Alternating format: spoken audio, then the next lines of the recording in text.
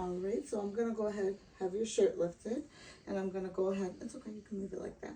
And so I'm gonna start by just inspecting the abdomen. So I'm just looking to see if there's any bruises, any ascites, anything like that. I don't see anything. I don't see any discoloration or any abnormal swelling or anything of that nature. So I'm going to go ahead and auscultate the four quadrants of the abdomen. I'm going to start in the right lower quadrant.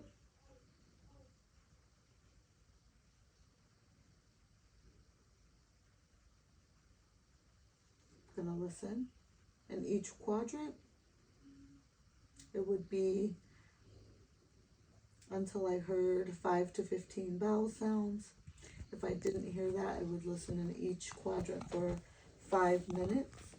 If I heard no vowel sounds during that 5 minutes, that would be a cause for concern. It could be indicating that there may be some sort of blockage. I hear active vowel sounds in all 4 quadrants.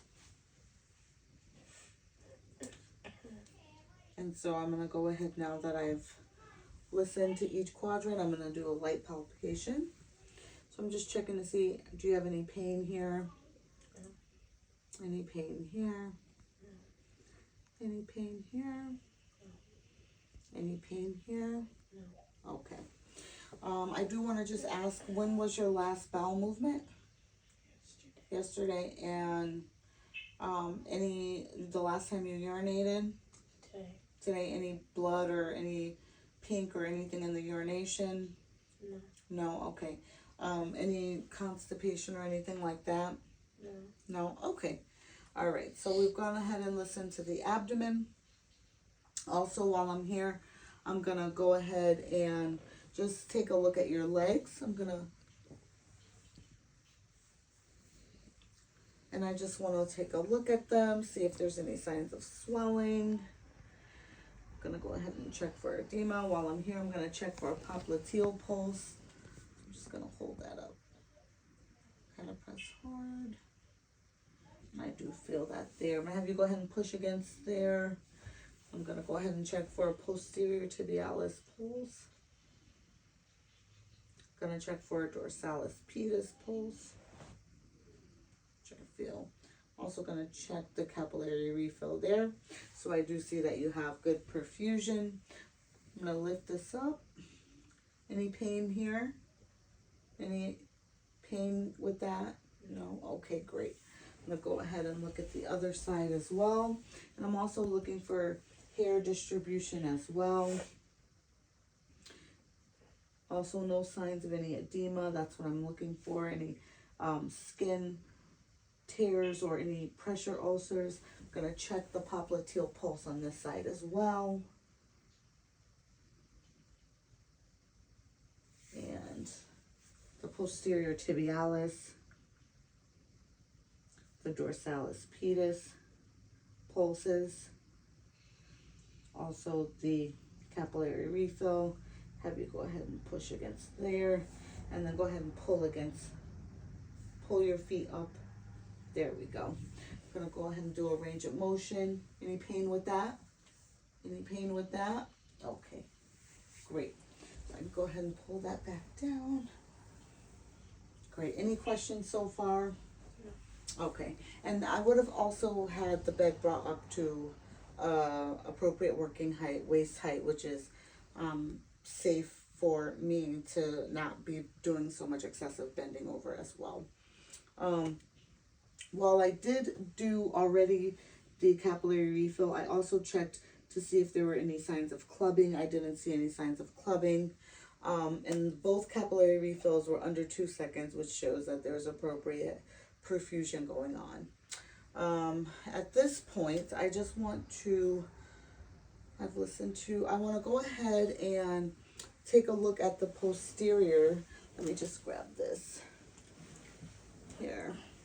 And I'm just going to have you turn on your side.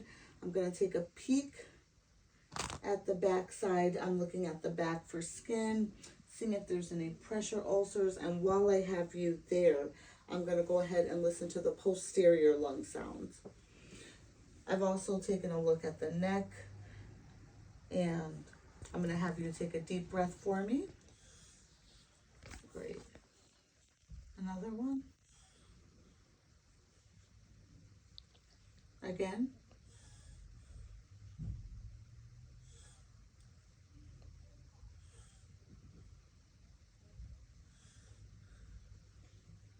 And I would be listening to 8 to 10 breaths, 8 to 10 spaces posterior in a Z or H pattern. And I hear both sides, both lungs are sounding clear, no diminished sounds in the lungs, no sounds of wheezes or crackles as well in any of the lung sounds.